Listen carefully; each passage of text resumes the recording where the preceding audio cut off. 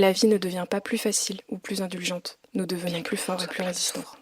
C'est votre réaction à l'adversité qu'il faut vivre et non l'événement ne pourrait jamais résoudre qui détermine comment l'histoire doit changer pour que ça se joue. Il y a deux possibilités d'être réduit par ça. La vie est belle. La vie est belle, l'aventure continue. L'aventure continue.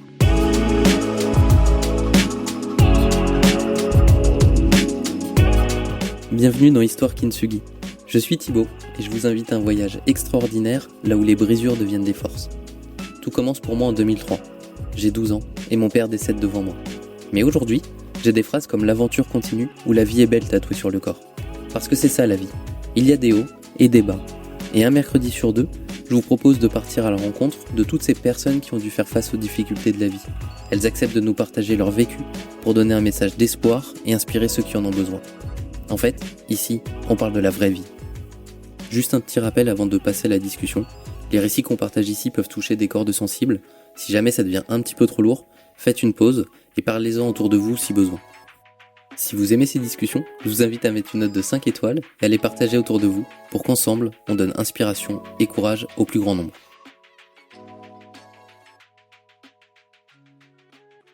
« 6 mois de prison avec sursis et 25 000 € d'indemnisation à payer. C'est la condamnation qu'a reçue mon invité après la bagarre de trop. Dans ce nouvel épisode d'Histoire Kintsugi, mon invité, qui souhaite rester anonyme, a accepté de partager son histoire particulière. Pour beaucoup, il est l'agresseur. Mais peut-on voir les choses autrement ? Une enfance dans un contexte où la violence existe, le divorce de ses parents dans lequel il se retrouve impliqué malgré lui et un mauvais entourage amical lui ont fait prendre le chemin de la violence. De bagarre en bagarre, il trouve un échappatoire à ce contexte familial instable. Mais un jour, c'est la bagarre de trop. C'est aussi l'électrochoc dont il avait besoin pour reprendre une vie normale et apaisée. Quelques années après, et victime de ses propres actes, mon invité nous raconte comment il reste marqué par cette soirée dont il porte toujours des stigmates. Mais aujourd'hui, il entreprend de nouvelles actions pour tourner définitivement cette page. Cet épisode, c'est aussi l'occasion de se rappeler que nous pouvons tous commettre des erreurs, qui peuvent parfois être graves, mais qu'avec de la volonté, on peut évoluer pour ne pas s'enfermer dans une mauvaise direction. Bonne écoute. Salut, merci beaucoup de m'accueillir chez toi pour ce nouvel épisode d'Histoire Kintsugi. Salut Thibaut, et ça me fait plaisir. Bon, c'est un peu bizarre cette intro puisque tu as souhaité rester anonyme pour cet épisode et on va comprendre pourquoi. Donc il y a ce petit salut, on sait pas trop qui.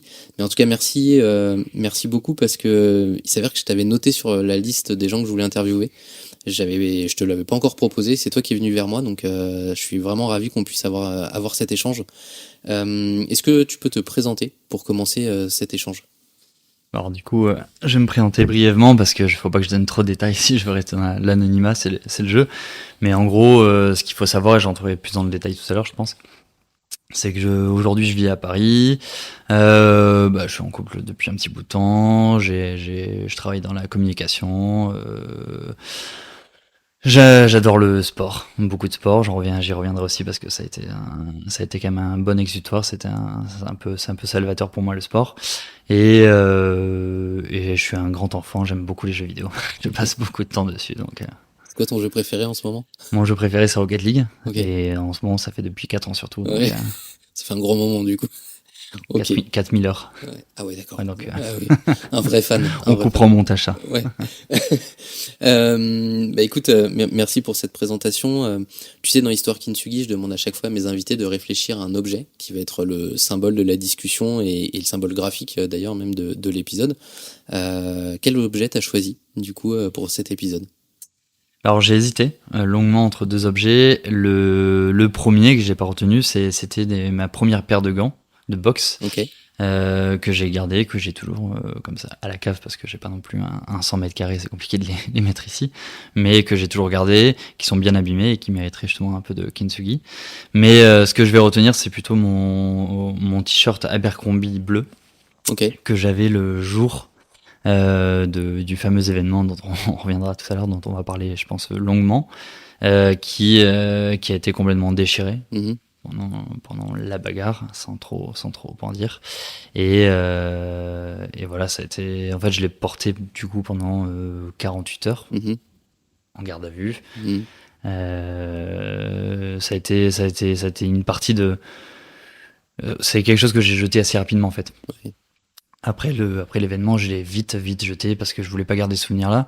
Mais aujourd'hui, ça me ferait presque plaisir de l'avoir parce qu'au final, ça a été une grande partie ça a été cet élément-là dont on va parler pendant tout le podcast. Ouais. Ça, c'est une partie intégrante de ma vie aujourd'hui et je l'accepte beaucoup plus qu'à l'époque. Ok. Ah ouais, c'est un choix fort d'avoir choisi cet objet. Je m'attendais à un élément près de la boxe. J'aurais pas été complètement surpris. Mais effectivement, là, pour le coup, je suis assez surpris. T'as teasé un petit peu l'événement dont on va parler aujourd'hui. On va y rentrer justement dans ton histoire. Avant de revenir sur l'élément en lui-même, je pense qu'on va contextualiser ce qui t'a amené jusque-là. Bah écoute, si ça te va, je te laisse la main pour nous parler de ton histoire. Ok, je vais essayer d'être clair et même moi d'essayer de bien me rappeler de tout ce qui s'est passé et d'essayer de vous contextualiser un maximum. Mais je pense qu'il faut revenir un petit peu avant, il faut revenir bien avant l'événement parce que j'ai eu une enfance en fait qui était relativement bonne dans le sens où j'ai toujours été gâté par mes parents, j'ai toujours vécu dans des endroits sympas, j'ai toujours eu l'amour de ma mère, beaucoup moins de mon père et en fait c'était pas forcément qu'il ne m'aimait pas, c'est qu'il était il avait une espèce de fierté, un ego que moi dont moi j'ai hérité et qui a fait aussi qui a conduit à faire certaines choses dans ma vie, mais donc il était très fier, très beaucoup dans le jugement et surtout très amoureux de ma mère. Et nous, mon frère et moi, quand on est arrivé au monde, en fait, on est venu s'interposer entre les deux, entre leur union, ce qui a fait qu'il nous a vus comme des ennemis potentiels. C'est la conclusion que j'en fais aujourd'hui. J'ai jamais vraiment osé, à part une fois où on s'était vraiment beaucoup embrouillé, que ça a été très vif et que ça a été au point. À part cette fois-là, je n'en ai jamais parlé, donc je sais pas si cette interprétation que j'ai eue de mon enfance, elle est réelle. Toujours est-il que c'est comme ça que je l'ai ressenti. Ma mère confirme aussi ce biais-là qu'avait mon père, c'est-à-dire qu'il nous voyait comme des ennemis potentiels plutôt que comme ses fils, ce qui va beaucoup mieux depuis qu'ils sont divorcés. Toujours est-il que donc tout ça nous a conduit à avoir un climat assez ambivalent dans la famille. On était très proche de ma mère, beaucoup moins de mon père. On voyait pas beaucoup mon père non plus, chef d'entreprise. Et moi, j'ai été aussi un adolescent un peu bête, un peu con. J'ai testé aussi les limites. Pourquoi je vous dis ça ? C'est que à 15 ans, assez rapidement, je me suis émancipé du foyer familial.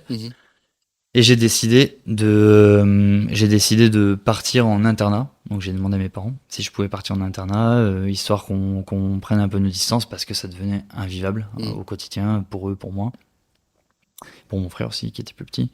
Et donc à 15 ans, je suis parti en internat pendant 3 ans. Et au final, le fait d'avoir un peu de distance comme ça, de mettre un peu de distance entre nous, ça nous a fait du bien. Le problème, c'est que c'est à partir de là que, et ça n'a rien à voir, je pense, avec moi, j'imagine, mais c'est à partir de là que mes parents ont commencé à ne plus pouvoir se supporter aussi, et entamer un divorce qui allait s'avérer assez douloureux pour tous les membres de la famille, sans exception. Et excuse-moi, je te coupe, mais je reviens sur ce départ en internat. Donc tu demandes à tes parents pour le faire. Comment eux réagissent à cette demande à ce moment-là ? Alors ça a été super bien vécu justement parce qu'ils n'avaient pas forcément d'idées en tête. Et honnêtement, c'est pas moi qui ai pensé à 15 ans tout seul du haut de mes 15 piges à partir en internat. Ça a été en fait une préconisation d'un de mes professeurs en 3e, qui en plus j'étais insupportable comme élève, je pense, avec lui. Et pour autant, il se rendait compte, il en avait maté des peut-être plus durs que moi. Il se rendait compte que ça pouvait me faire du bien parce que j'étais peut-être pas si bête que je le prétendais, ou en tout cas que je le montrais pendant les cours. Et il m'avait dit peut-être que ça peut te faire du bien, Maxime, de passer en internat. Et en fait, il avait conditionné ça en me disant t'en parleras à tes parents, sache juste, moi j'ai pas voulu en le faire vis-à-vis de tes parents, sache juste que si jamais tu pars pas en internat, je sais pas si je pourrais être capable de te faire passer en seconde. En fait, c'était en 3e, donc je sais pas si je pourrais être capable de te faire passer en seconde, non pas pour les résultats, qui étaient pas très bons, hein, on va se l'avouer, mais juste pour le comportement, t'es peut-être pas assez mature, ou alors t'es encore trop en recherche de toi. Du coup, si tu vas en internat, il y a un cadre. Moi, j'accepte, mais dans ce cas-là, il faut que tu en parles avec tes parents.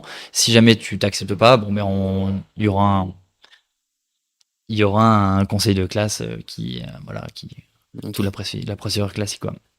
Donc quand j'en ai parlé à mes parents, je pense qu'à l'époque j'ai été assez honnête et je leur ai dit que ça conditionnait aussi mon passage et qu'après la décision elle émanait quand même de moi, que j'avais vraiment envie de partir en internat. Ouais, ok.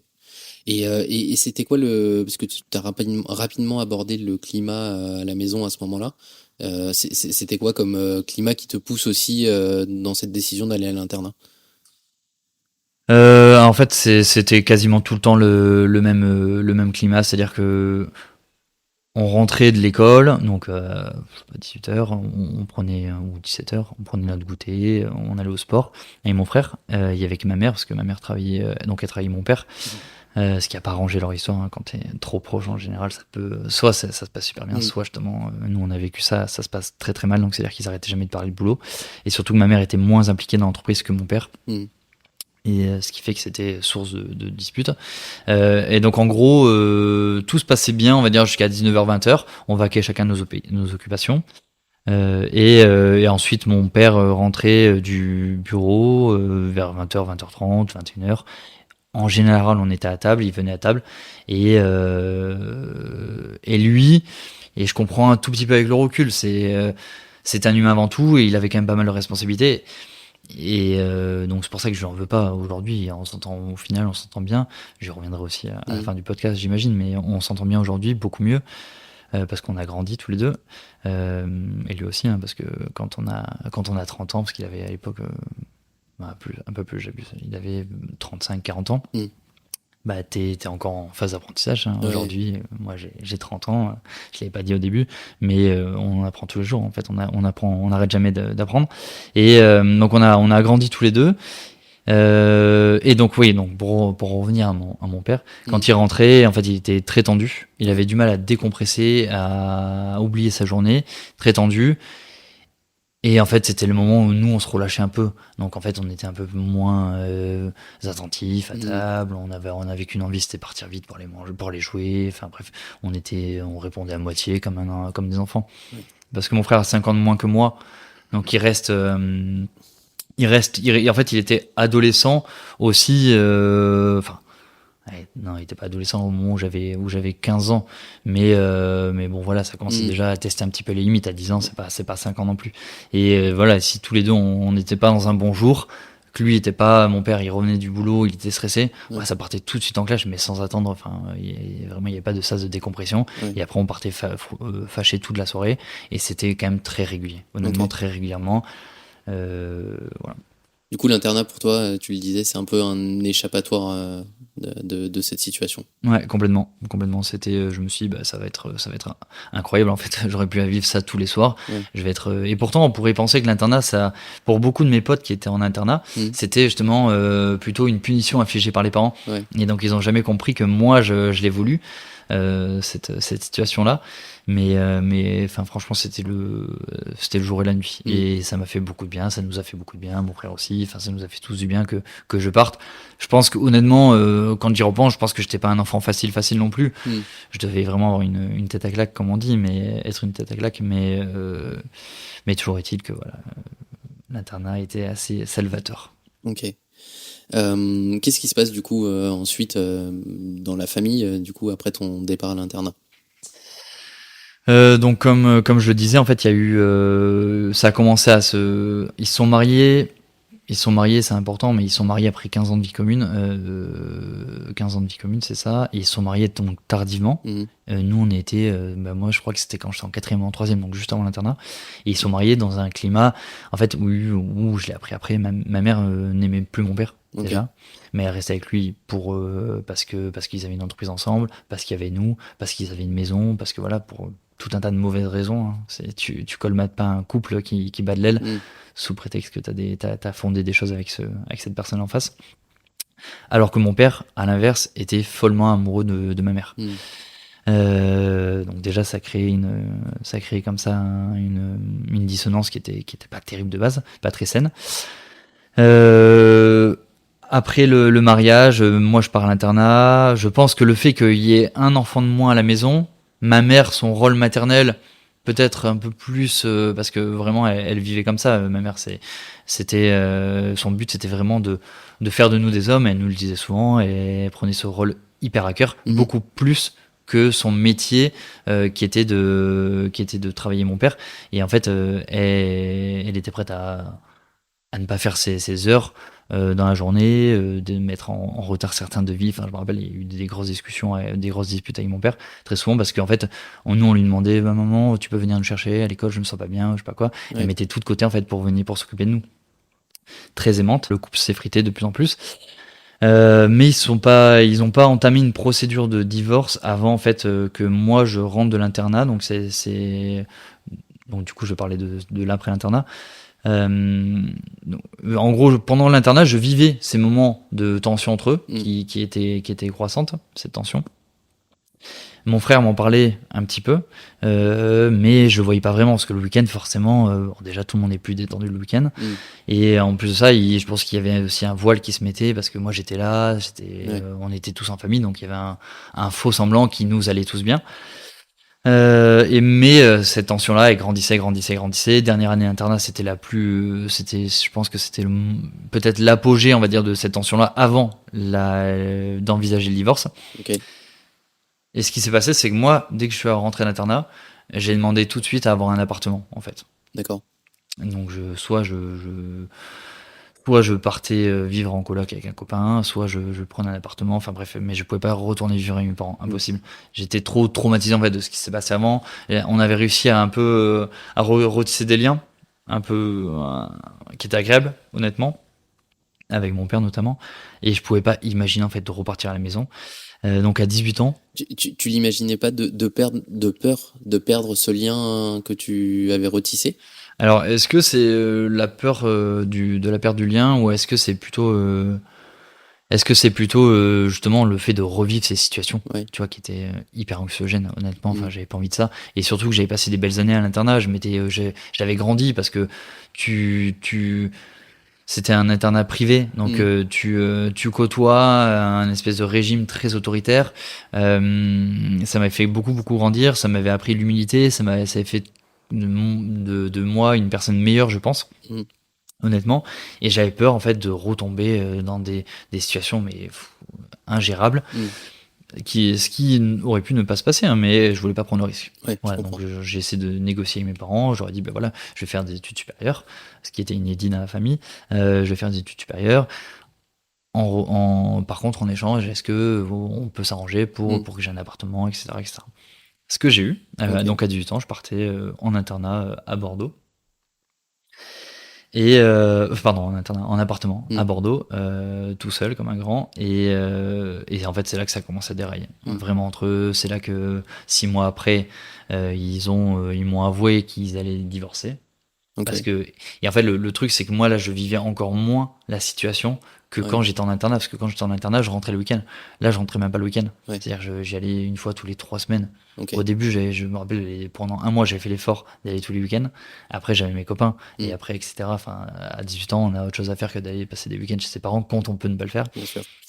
Et donc, petit à petit, je me suis un peu émancipé de ça. Je sentais aussi peut-être le truc venir. Hein. Et dans quel état émotionnel t'es à ce moment-là, puisque du coup, à l'internat, tu pars pour fuir un peu une situation. Tu le disais, tu reviens tous les week-ends, mais c'est pas la même ambiance. Là, tu prends un appartement pour être sûr de pas revivre ça. Pour autant, t'es pas dupe de ce qui se passe. Donc, comment à l'intérieur de toi ça se passe à ce moment-là? Alors, honnêtement, j'en ai le souvenir de pas trop m'en soucier. Ok. Donc, est-ce que c'est parce que j'étais vraiment je m'en fichais un petit peu, ou est-ce que c'est parce que justement je faisais exprès de pas m'en soucier parce que je savais que ça allait me préserver? Je sais pas, mais en tout cas je m'en souciais pas parce que j'avais déjà pas mal de choses à faire en fait dans ma vie. C'était premier appartement, il y a quand même pas mal de responsabilités qui vont avec un appartement. J'avais beaucoup de copains au début autour, donc en fait j'enchaînais les soirées chez les copains, etc. J'avais aussi l'école, forcément avec un peu plus de travail que ce que t'avais au lycée. Enfin tout ça mis bout à bout, j'avais vraiment pas beaucoup de temps à accorder à ma famille à ce moment-là, ou je voulais pas l'accorder. Ça, c'est un peu flou pour moi. Je me rappelle plus exactement. Je sais juste que l'ambiance était pas toute rose à la maison et à chaque fois que j'y revenais, c'était avec une boule au ventre, une espèce de crispation. Donc ouais, je pense que c'était un peu l'état d'esprit à ce moment-là. Donc c'est pour ça que je me suis un peu éloigné de ma famille, sauf que bon, ça m'a rattrapé parce que ça a vraiment éclaté. Et ils m'ont annoncé un jour, forcément, ma mère qui m'a appelé en me disant qu'elle allait divorcer de mon père. Et en fait, c'est dans ce coup de fil qui a été, je pense, un moment un peu décisif dans tout ce qui s'enchaîne après. C'est qu'en fait, elle m'a annoncé. Je pense que leur querelle en fait était si violente à la maison. Mon frère ne peut pas trop en parler. Donc je pense que c'était vraiment violent. Et c'est vrai que ce que j'ai pas dit au tout début, c'est que on est violent, on est très excessif dans la famille. Excessif dans tout point, c'est-à-dire excessif sur la boisson. Moi j'ai vu ma mère, j'ai ramassé au moins une dizaine de fois ma mère en mode dans un état d'ivresse absolue. Souvent il y avait mon père qui était là, mais voilà, j'ai vu des situations compliquées à voir quand t'as 10 ans, 12 ans, 15 ans. Excessif dans la violence. Ma mère, combien de fois je l'ai vu. Alors c'est souvent ma mère parce que elle avait beaucoup de mal à gérer. Et je pense qu'elle était pas très heureuse avec mon père. Et en fait, elle était excessive aussi en violence. Je l'ai vu frapper des hommes, je l'ai vu frapper mon père. Nous, pas trop. J'ai pris quelques claques, mais surtout, violente, genre vraiment très très violente, faire saigner des gens. Le sang, c'était pas quelque chose de tabou quoi. Enfin, on l'a vu plusieurs fois. Moi, mon père était un peu violent avec moi, sans exagérer. Je lui en ai jamais voulu parce qu'en fait. Aujourd'hui, bon, mais c'est vrai qu'on s'est contre-indiqué partout et que c'est pas du tout accepté par la société. Mais sauf qu'à l'époque, moi, je pense que je le méritais. Certainement qu'il aurait pu faire autrement. Mais j'ai pris des vrais branlés par mon père. Quand j'ai fait des choses graves. Mais j'ai pris des vrais raclés par mon père. Qui est beaucoup de coups, en fait, en très peu de temps, quoi. Donc la violence, j'ai un peu vécu ça, j'ai un peu grandi avec ça. L'excès, j'ai un peu grandi avec ça. Donc en fait, ça me paraissait pas moins inconcevable quand je suis arrivé à Bordeaux, typiquement, parce que c'est aussi ça qui va conditionner le reste, de commencer à beaucoup boire. Parce que mes potes buvaient beaucoup, de commencer à enchaîner beaucoup de soirées, soir après soir, de tester, par exemple, la drogue. Genre, c'est à ce moment-là que j'avais soit des copains qui fumaient des pétards, soit des copains qui buvaient et sortaient. Et en fait, moi, j'étais dans les deux camps, quoi. Ce qui m'a pas trop servi. Mais... Ouais, j'imagine. Et tu parlais de l'appel de ta mère qui t'annonce le divorce. Par rapport à justement cette, on va dire, découverte des soirées, de beaucoup d'alcool de ton côté aussi, de la drogue, c'est quoi? C'est l'élément déclencheur? Alors, en fait, exactement, parce que ce que j'ai pas dit, c'est que dans cet appel-là, ma mère, elle a voulu en fait m'avouer, me dire un peu le contexte du divorce. Donc elle m'a pas juste dit on divorce avec ton père, on a pris cette décision. Mais elle m'a avoué qu'elle avait trompé mon père. Okay. Et moi je vivais la tromperie. Enfin à l'époque j'avais un gros. Alors, maintenant que j'y réfléchis, je pense que c'est venu un peu après. Parce qu'en soi, avant, j'avais pas forcément eu de relation amoureuse significative, pardon. Mais j'avais quand même un rapport à la fidélité, un rapport à l'amitié, on va dire, surtout, qui était fort. Et je détestais la trahison. Enfin, c'est quelque chose que j'abhorrais au plus profond de moi. Et en fait, ma mère m'a annoncé dans cet appel-là qu'elle avait trompé mon père aussi, et que mon père risquait de me le révéler parce qu'il avait menacé ma mère. Voilà, c'est pour ça que j'en parlais de la violence.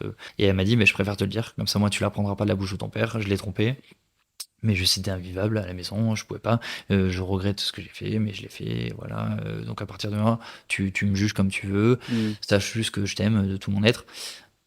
On a raccroché. Je vais pas parler pendant 6 mois. Ok. Et ça a aussi beaucoup joué dans ce que mon comportement les mois qui ont suivi, et dans le rapport que j'ai eu aussi avec mon père. Et donc là, de fait, ça t'implique, toi qui essayais de te mettre un petit peu à l'écart de toute la situation, là tu te retrouves en plein milieu parce que divorce compliqué et les parents qui, on en parlait juste avant d'enregistrer, mais qui mettent l'enfant au milieu en fait, du coup. Ouais, complètement. C'est en fait, tu prends une espèce de... En fait, c'est même pire que d'avoir voulu se préserver au début et d'ensuite être mis plongé au cœur de la dispute si violemment, Et qu'en fait, j'y étais pas forcément préparé. Ouais.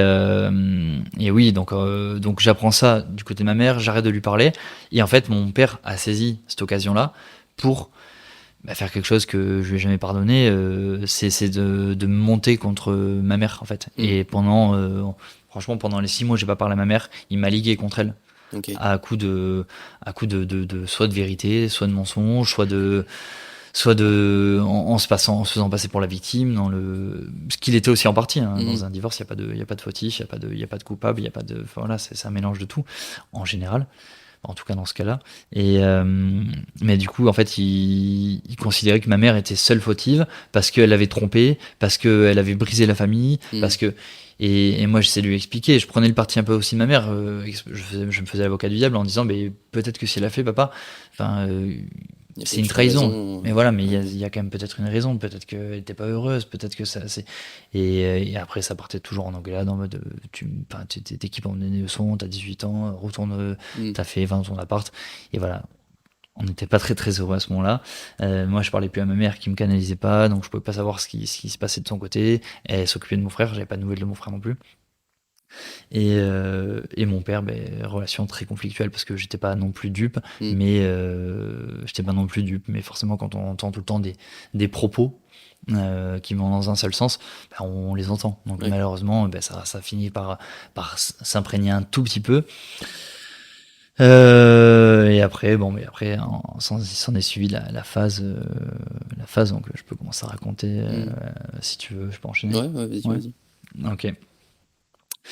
Donc voilà, donc là les dispositions sont pas au top. Je commence à avoir un terreau fertile, on va dire, où je commence à faire la fête, je picole, je teste un peu les drogues, et à côté de ça se passe très très mal au niveau familial. Et moi, je me réfugie en fait vraiment dans les soirées. Là, ça devient pour le coup les soirées, autant les soirées en boîte de nuit où je rentre à pas d'heure et que je rentre dans des états. Enfin, je pense que c'est au moins 2 fois par semaine pendant 6 mois, 1 an. Pendant 1 an, parce que je vois très bien la trame. En fait, ça a commencé de juillet, enfin un petit peu avant juillet, les premières férias. Donc ça a commencé en gros de juin 2013 jusqu'à à peu près l'incident qui était octobre 2014. Okay. Et en fait, à partir de là, je sors beaucoup, que ça soit donc en boîte de nuit, que ça soit en feria, comme je le racontais. Feria, j'en parle parce que c'est aussi là que j'ai vécu mes premières bagarres.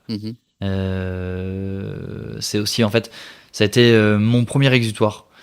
C'est-à-dire que l'alcool suffisait pas, parce que je buvais, mais le lendemain, je me réveillais et j'étais juste mal de tête horrible, mais j'étais toujours dans la même situation. La drogue marchait pas super bien sur moi, donc c'est aussi une des raisons qui a fait que j'ai pas persisté 3 ans avec le cannabis, là où j'avais toujours des copains qui fumaient beaucoup et j'aurais pu aussi vriller un peu là-dedans.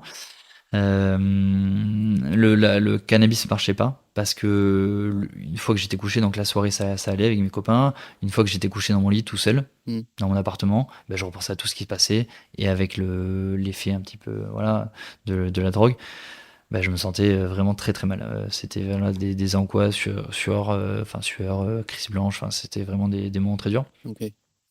Et en fait, l'une des façons qui est apparu à moi, je me rappelle pas de ma première bagarre, honnêtement, je me rappelle pas, mais qui peut-être de manière un peu fortuite, ça a été quand j'avais eu un coup de trop dans le nez, je me suis battu avec quelqu'un et en fait ça m'a fait beaucoup de bien. Okay. C'est-à-dire que le lendemain, je pensais qu'à la bagarre et j'étais content, quoi. Ça m'avait fait oublier en fait ma misère tout de suite, enfin ma misère dans la misère dans laquelle j'étais, le contexte familial dans lequel j'étais. Première bagarre, et en fait surtout le fait de pouvoir le raconter ensuite à mes potes, et le fait de pouvoir pendant une semaine ne penser qu'à ça, parce que c'était tellement prenant que ça laissait des séquelles sur moi, je sais que ça laissait des séquelles sur la personne en face, et en fait c'est bizarre à dire et j'imagine que c'est compliqué à comprendre, mais ça m'a fait beaucoup de bien. Et malheureusement j'ai pris goût rapidement, un peu trop rapidement. Et tu sais expliquer comment tu y as pris goût au-delà de cet aspect où ça te fait du bien, c'est l'effet de groupe avec les gens avec qui t'étais, comment tu t'expliques ça?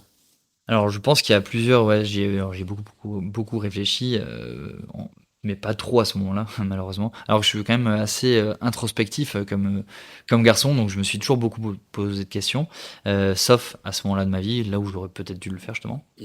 Mais j'y ai pensé après coup. Et je pense que j'y ai pris goût pour plusieurs raisons. La première, c'est comme je l'ai dit, donc là, ça me permettait d'oublier à l'instant T ce qui m'arrivait, parce que c'est tellement impliquant, une bagarre. Le jour au moment où ça se passe, mais aussi sur les jours qui suivent, parce que on a des séquelles au doigt, on a des séquelles au nez, on se sent, enfin voilà, on est dans un état qui prend plusieurs jours à disparaître. Donc en fait, ça me permettait d'oublier ça. À côté de ça, je pense que j'avais un gros manque de confiance lié en partie à l'enfance que j'ai eue au rapport avec mon père. C'est très cliché, mais mon père m'a jamais dit bravo, je suis fier de toi. Enfin voilà, tout ça. Il y a beaucoup d'enfants qui l'ont jamais entendu de la bouche de leur père, mais moi je l'ai jamais entendu typiquement, alors que je pense avoir fait quelques petites choses sympas quand j'étais plus jeune. Mais bon, bref.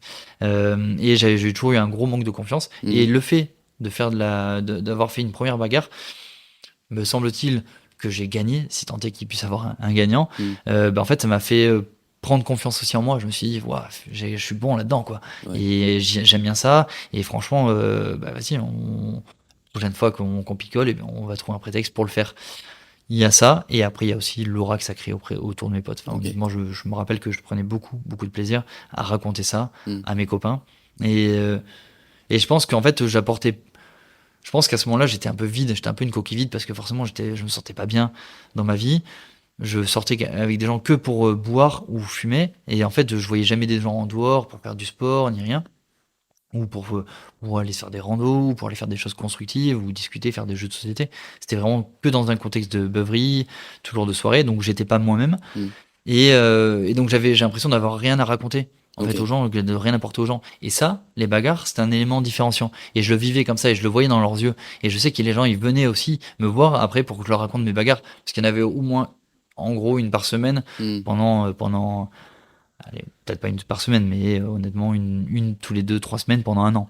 Donc j'avais quand même beaucoup de bagarres à raconter, et à chaque fois, je sais que mes potes, ils me demandaient toujours, quoi. C'était toujours un peu le sujet qui revenait, et ça les faisait rigoler. Ça alertait personne. Qui est un peu dommage. Malheureusement. Ouais. Mais toi, tu te sentais exister, en fait. J'ai l'impression que c'est ça que je comprends. Tu te sentais exister aux yeux de ces gens-là, peut-être aux tiens aussi, d'ailleurs. Ouais, et malheureusement, c'est ça qui t'emmène. Après, on va y arriver à celle de trop. C'est ça. Qu'on va parler.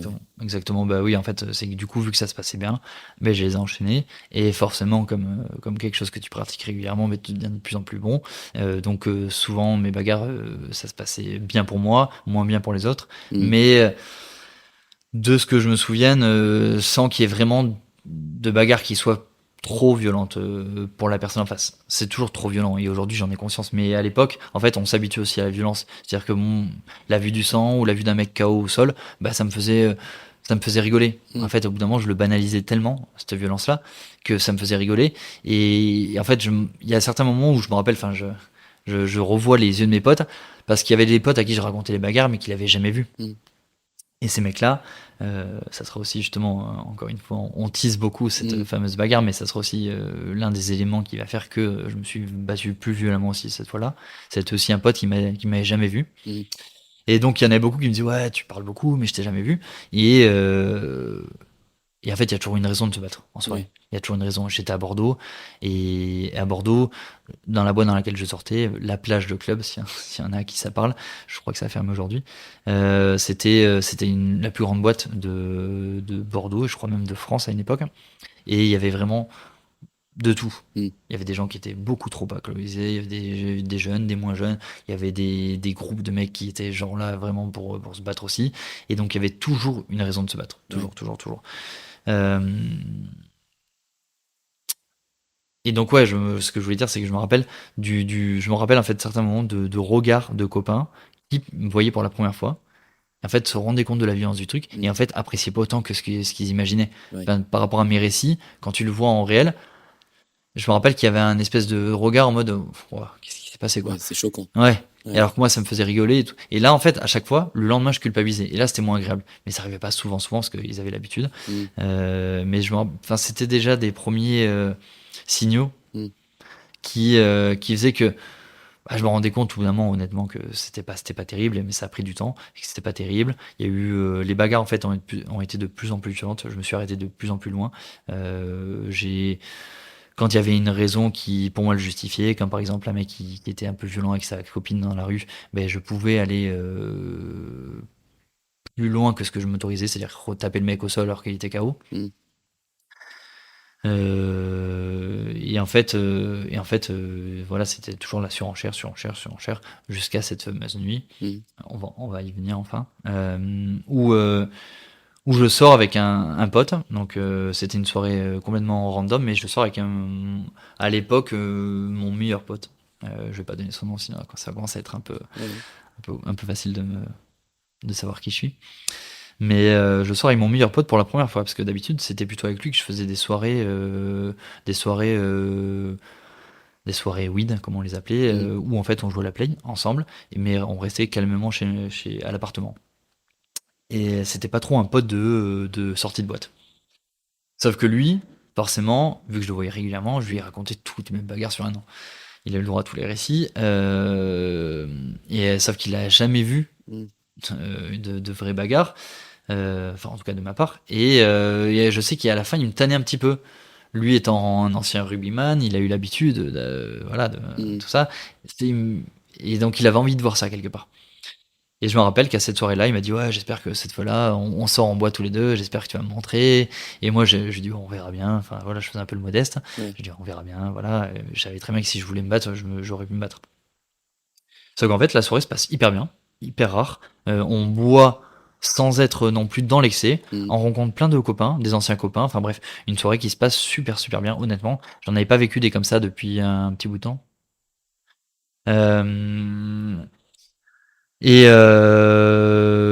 voilà, donc 5h du mat, on rentre chez nous. On s'est dit, franchement, la soirée est impeccable. On est rentré sans encombre ni rien, on n'est pas trop éméché.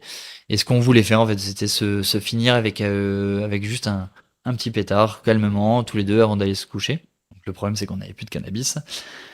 Et en fait, en rentrant à l'appartement, on croise 4 mecs qui nous demandent en fait où est-ce qu'on peut faire un after dans Bordeaux. Donc là, moi, j'avais pas forcément d'endroit de prédilection, je connaissais pas.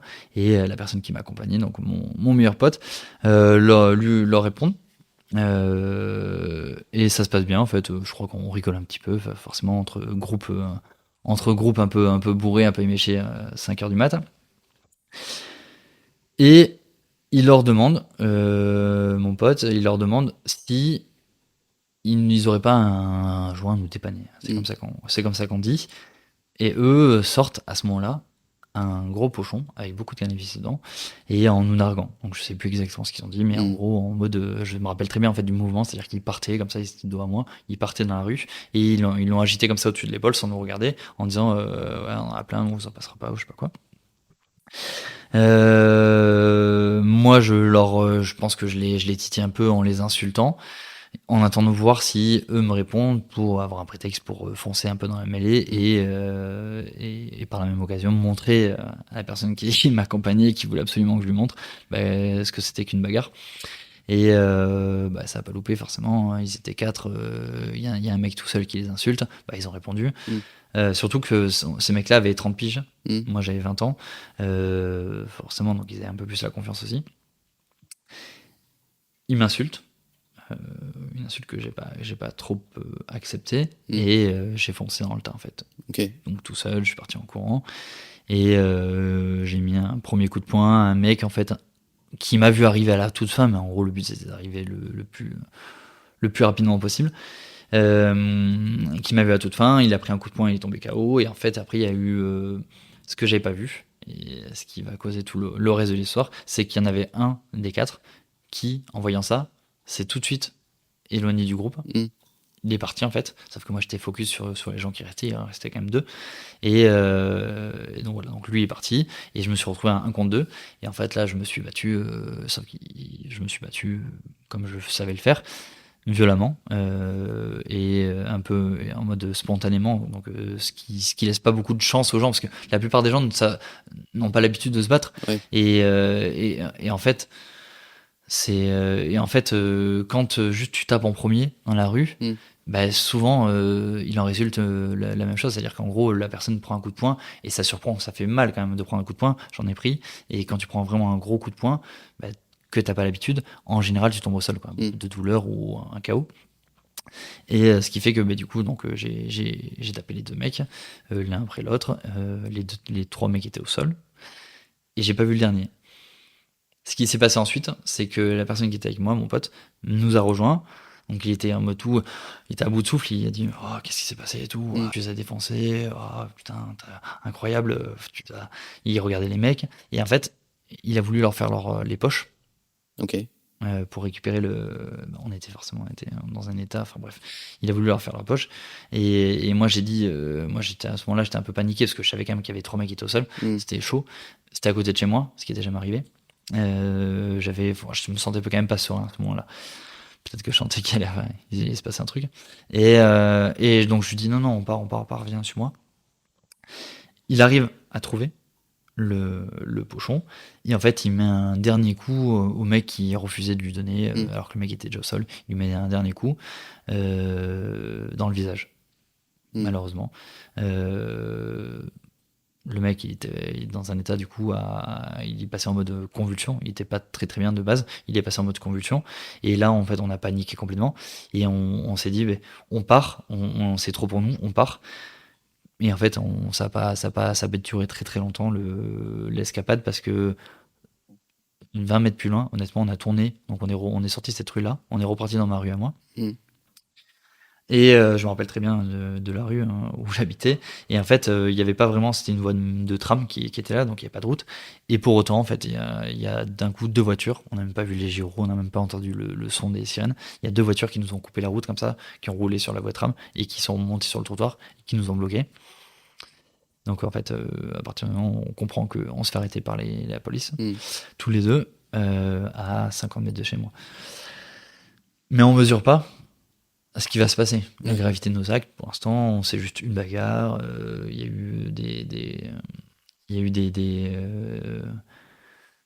on s'est comment dire, on s'est engrainé. Ouais, voilà, des deux côtés. Donc en fait, il y avait pas de fautif. Juste nous, on a gagné la bagarre quelque part, mais bon, on va pas nous reprocher ça non plus. On s'est défendu. Voilà, c'est un peu ce qu'on imaginait. Et en fait, dans la voiture de police, j'en rigolais avec mon pote. Je me rappelle très bien. Enfin, la situation était tellement ubuesque qu'il y avait 2 flics devant moi. J'étais à l'arrière de la voiture avec mon pote, et en fait, on savait pas ce qui se passait, et on en rigolait. Et c'est là que j'avais ce fameux t-shirt Abercrombie, parce qu'en fait, quand je me suis battu avec les mecs, forcément, ils ont réussi un peu à se défendre aussi. Mais en gros, mon t-shirt s'est fait arracher. Enfin bref, j'ai mon t-shirt et je le montrais à la personne. Je lui dis regarde, tu sens là et tout, et il est déchiré, c'est n'importe quoi. Et en même temps, des fois, on avait la réalité qui nous rattrapait. Et on voyait qu'on était quand même dans une voiture avec la police, les gyros, etc. Et on leur demandait où ils nous amenaient, commissariat, cellule de dégrisement, enfin voilà, en tout cas garde à vue, quoi. Enfin plutôt garde à vue que cellule de dégrisement, mais je pense qu'on a aimé à se dire qu'on partait en cellule de dégrisement au début. Ça paraissait plus provisoire comme sentence. On arrive au commissariat, on est tout de suite baigné un peu dans l'ambiance, première fois que je vais en garde à vue de ma vie. C'est costaud. C'est costaud. Il y a en fait, c'est pas les mêmes gens qu'on a l'habitude de fréquenter, quoi. C'est-à-dire que c'est une ambiance de prison. Honnêtement, enfin, moi je l'ai ressenti comme ça. C'était une ambiance, c'est le gros commissariat de Bordeaux. Donc je pense qu'il y a vraiment un peu toute la région bordelaise qui va quand il y a avant de paraître au tribunal, etc. Et donc enfin, on avait des vrais bandits en face. Enfin, il y avait des bandits dans les cellules. Il y avait des mecs juste en cellule de dégrisement qui étaient sous. Il y avait des mecs qui étaient intimidants. Et je me rappelle qu'on s'est fait insulter par tous les mecs, par tous les prisonniers. Je sais pas si on peut les appeler comme ça à ce moment-là, mais je me rappelle qu'on se faisait insulter parce qu'on était 2 blancs, 2 petits blancs, et notre t-shirt Abercrombie.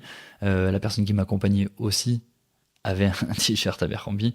C'est aussi pour ça que ça m'a marqué. Et en fait, voilà, on était un peu les bobos, le style bobo bordelais, qui est un peu propre sur eux, mais en même temps qui viennent de tabasser 4 mecs, quoi. 3 mecs plus un qui était parti apparemment appeler les flics. Voilà, donc la garde à vue. On était bourrés, on a dormi. Au début, ça se passe comme ça. On ne prend pas conscience de ce qui nous arrive. Le lendemain matin, on se fait réveiller aux aurores par un. Alors c'est pas un juge, mais c'est un procureur. Procureur, c'est ça. Donc on se fait réveiller aux aurores par un procureur qui nous explique la situation, ce qui s'est passé, en nous mettant la pression. Forcément, c'est aussi le but, en disant qu'on va pas s'en sortir comme ça, que c'est inadmissible, la bagarre c'est répréhensible de temps, qu'on peut avoir des amendes, enfin bref. Et dans le même temps, l'avocat qui est commis d'office, qui vient nous voir pour tous les deux. Ah non, je crois qu'on en avait un chacun. Un commis d'office chacun, et qui nous explique en fait que faut pas écouter les paroles du procureur, c'est pour nous intimider. Et qui nous arrivera rien de tout ça, quoi. C'est une bagarre, ça a été une seule fois dans notre vie, on n'a pas de casier judiciaire, etc. Enfin voilà. Donc nous, on entend ça à 7h, 8h du matin, et ensuite plus rien pendant toute la journée. Et là, ça commence à être long. C'est-à-dire qu'on passe. Je le raconte parce qu'en fait, c'est des moments marquants dans ma vie. C'est un moment qui est très marquant dans ma vie, et je sais que je l'ai mal vécu, en fait, la garde à vue. Je l'ai très mal vécu parce que autant la nuit est passée vite, autant le lendemain sobre, beaucoup moins. Surtout quand on sait pas quelle sauce on va être mangé, surtout qu'on n'est pas dans notre contexte habituel. Ils nous avaient mis dans des cellules séparées. Moi, j'étais tout seul. On dormait sur c'est moins confortable en plus la garde à vue qu'une prison. C'est-à-dire qu'en gros, c'est vraiment des banquettes en bois. C'est tout dur. Il y a une couverture de survie pour se couvrir. On était en t-shirt déchiré. Il faisait pas chaud. Très mal vécu la journée. Et le problème, c'est que on attendait que l'avocat qui nous avait dit le matin, je reviens vous voir en fin de journée et certainement vous sortirez. On attendait sa venue comme le Messie. Le problème, c'est qu'il revient le soir avec des mauvaises nouvelles, en nous disant je suis désolé, mais en fait, ce que je vous ai dit ce matin, en disant que c'était insignifiant, ça n'allait pas tant que ça, parce qu'en fait, on mesure la gravité d'un acte violent comme ça, d'une bagarre, au nombre, à l'incapacité de travail que ça engendre derrière sur la personne. Et c'est ça qu'on va devoir indemniser, et c'est aussi ça qui va constituer en fait qui va caractériser la bagarre, soit en délit, soit en crime, si jamais c'est mais qui va la caractériser, quoi. Et en fait, il nous avait dit qu'au-delà de 12 jours, donc 12 jours arrêtés, la personne arrêtée, ça passait en délit. Okay. Il nous a dit le premier il a pris 3, le deuxième il a pris 7 ou 8, et le dernier il a pris 40. Et c'est le mec qui s'était fait taper au sol par mon pote, notamment. Il a pris 40. Et là il a dit honnêtement j'ai rarement vu ça. Et ça risque de pas se passer aussi bien que ça pour vous. Donc, mais vous inquiétez pas, passez la nuit. Je dis comment ça passer la nuit? Donc on reste encore ici. Oui, passez la nuit et demain on verra ce qu'il en est. Je vais discuter avec le procureur, etc., etc. Donc on passe une nuit. Alors là c'était horrible. Par contre, cette nuit-là a été compliquée. Autant dire que j'ai pas beaucoup dormi. J'imagine. Oui, parce qu'en gros, tu es en train d'apprendre qu'on te dit c'est 12 jours que le référentiel, on en est à 40, et toi, tu es juste là toute une nuit à faire les plans et à imaginer des choses, quoi. Exactement. Et tu as passé déjà presque 24 heures en garde à vue. Et en plus de ça, alors si je crois qu'ils nous avaient remis ensemble à ce moment-là, on avait demandé, ils nous avaient remis ensemble. Et surtout, en fait, tu peux pas prévenir tes parents. Je suis persuadé de leur avoir demandé à ce moment-là si je pouvais passer un coup de fil à mes parents, mais en fait tant que c'est pas on n'arrive pas au bout de la garde à vue, ou tant qu'il y avait est-ce que c'est vrai, est-ce que c'est faux, je sais pas, mais en tout cas toujours est-il que je suis pas senti légitime de leur dire non vous avez tort, j'étais tout seul, donc on n'a pas pu appeler nos parents pour se rassurer, et même pour les rassurer eux, et donc on passe une nuit terrible. Le lendemain matin, rebelote, 7h du mat, donc le procureur qui vient nous voir en premier et qui nous explique en fait qu'on va passer en comparution immédiate. Okay. Donc il nous explique ce que c'est que la comparution immédiate. Donc on va être déféré au tribunal directement suite à la garde à vue, qui vont prolonger déjà jusqu'au maximum de ces 48 heures, parce qu'ils veulent marquer le coup, et qui vont nous envoyer au tribunal directement. Donc on va passer 48 heures plus le tribunal sans voir la lumière du jour, parce qu'on était au sous-sol dans le commissariat de Bordeaux, et que ça a chauffé pour nous. Honnêtement, il nous l'a dit. Il dit quand on va en comparution immédiate, une chance sur deux que vous allez en prison directement après. Okay. Donc là, la claque, elle est quand même assez violente. On se rend compte de ce qu'on a fait. Et en fait, là, je me rappelle, on était ensemble. Parce que on alternait entre des moments où on essaie de s'occuper en faisant des jeux de... Et c'est devenu un peu aujourd'hui notre running gag, tous les deux. C'est de deviner, de faire devine à qui je pense. Ok. Ça a été notre jeu, en fait, pendant 24 heures. Parce que là, on a passé 24 heures de plus, en gros. On a joué à ça. Et on alternait entre ça. Et moi, je pleurais. Ok. Lui, jamais. Mais moi, je me suis effondré plusieurs fois. Et lui me réconfortait beaucoup. Et à quoi tu pensais qu'est-ce qui te faisait pleurer à ce moment-là? Ce qui me faisait pleurer, c'est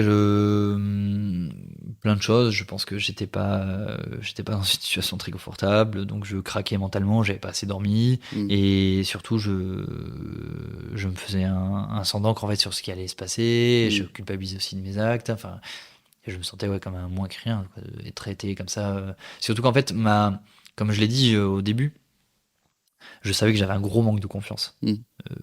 J'ai un gros manque de confiance depuis toujours. Et cette confiance-là que j'avais acquise grâce à des bagarres, une pseudo-confiance, elle tenait qu'à un fil, honnêtement. Et là, le fait de partir en prison, d'un coup, ça rompt ce fil-là et ça me rattrape, ça me remet dans une espèce de réalité tellement soudaine qui me montre qu'en fait, j'existais que par un truc qui est illégal et voilà, tu vas crouler en prison parce que tu le mérites et voilà, et donc là tu te sens vraiment comme une merde, honnêtement. Donc j'avais des moments où ma conscience me rattrapait, je pleurais, et d'autres moments où je me disais bon mais voilà, au pire des cas, je pense pas qu'on va aller en prison, au pire des cas on aura, enfin je sais pas, on savait pas trop en fait à quelle sauce on allait manger, on imaginait mal aller en prison pour ça. Et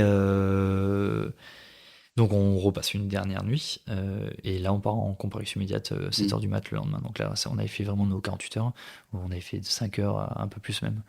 J'avais calculé 50 heures, on avait fait parce qu'on était parti à 9h en comparution immédiate, alors qu'on était rentré au commissariat à 7h. Et 7 heures 2 jours avant.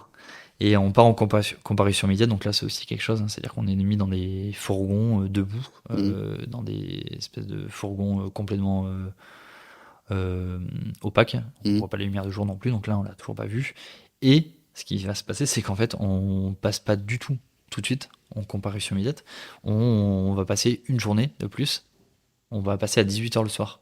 Okay. Donc là, en plus des 50 heures qu'on avait dans les pattes, on reste dans une geôle qui est encore pire que les geôles de la garde à vue, parce qu'en fait il y a juste une petite place assise hyper dur, et les toilettes juste à côté, mais qui sont dans un état, enfin bref, avec des tags partout, tout ce qu'on peut imaginer, de voyous, quoi, des vrais voyous, pas comme nous.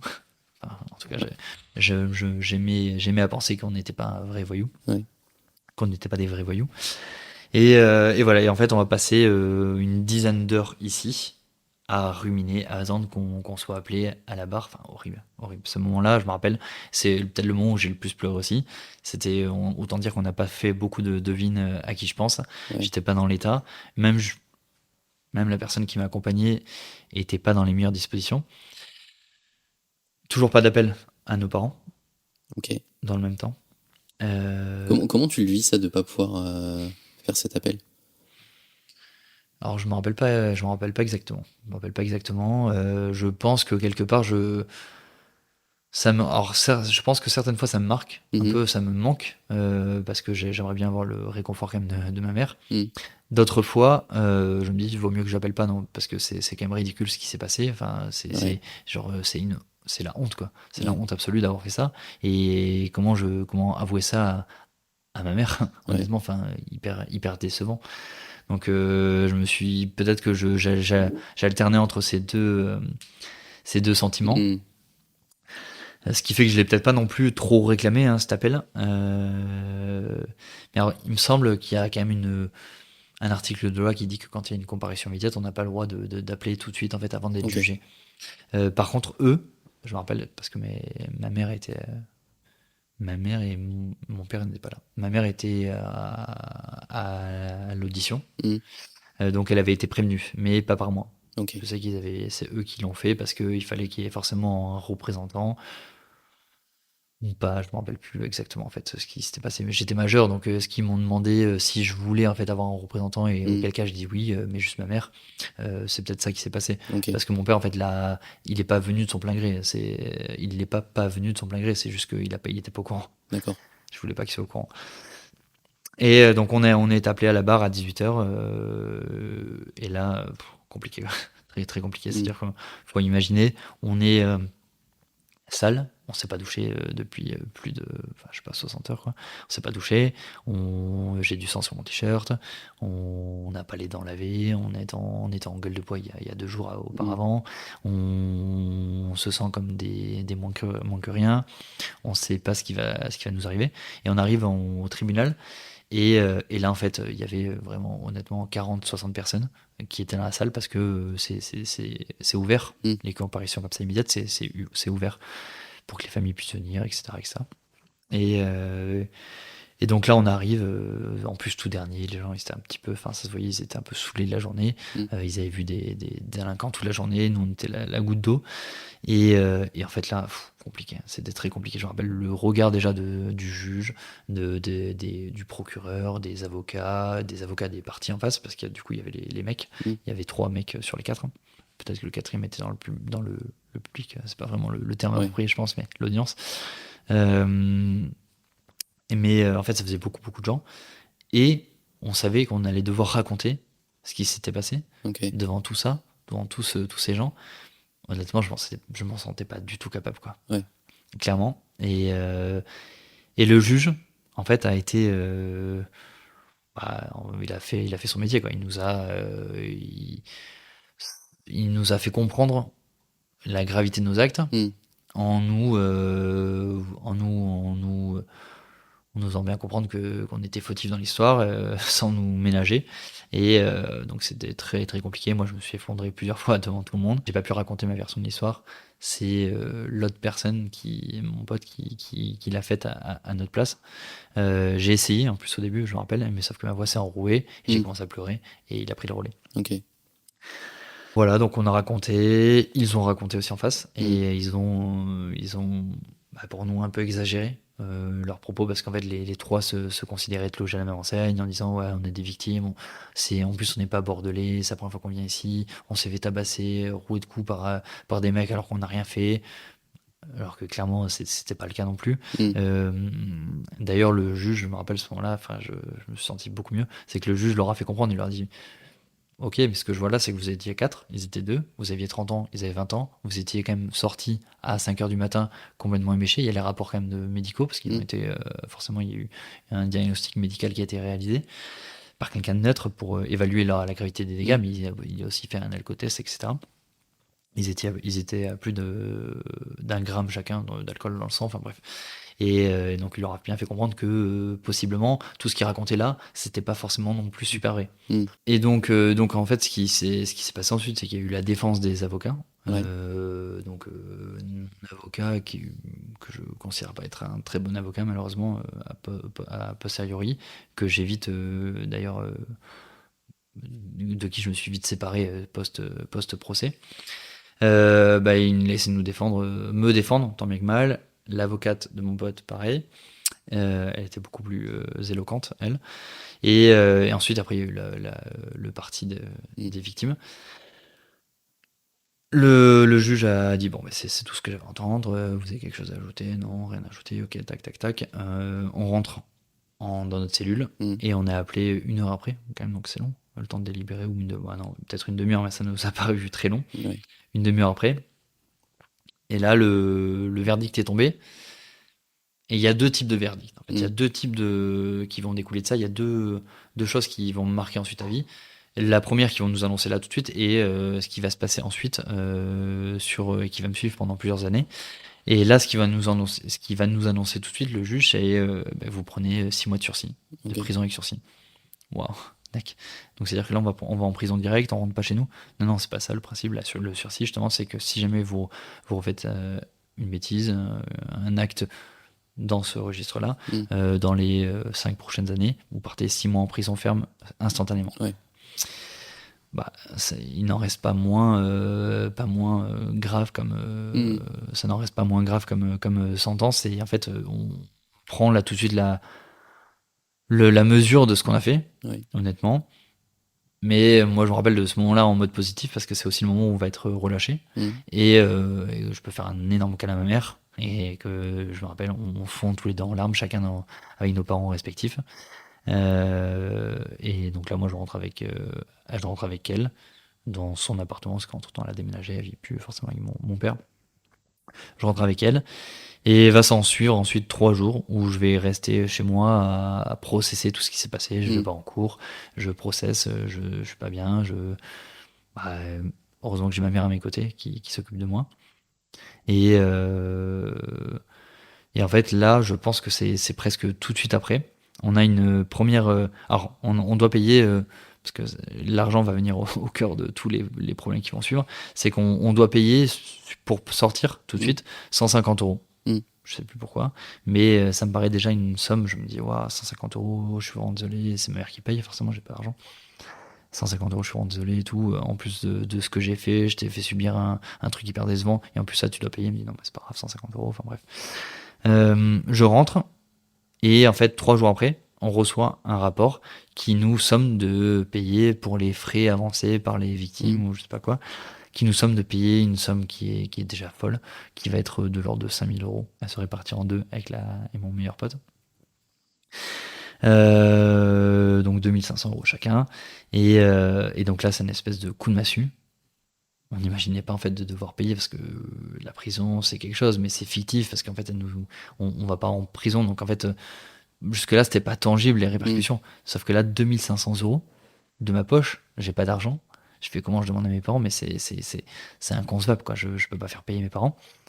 De toute façon, pas le choix. Pour avancer les sous, je pouvais pas faire un crédit tout de suite là. Donc ils ont dû avancer les sous.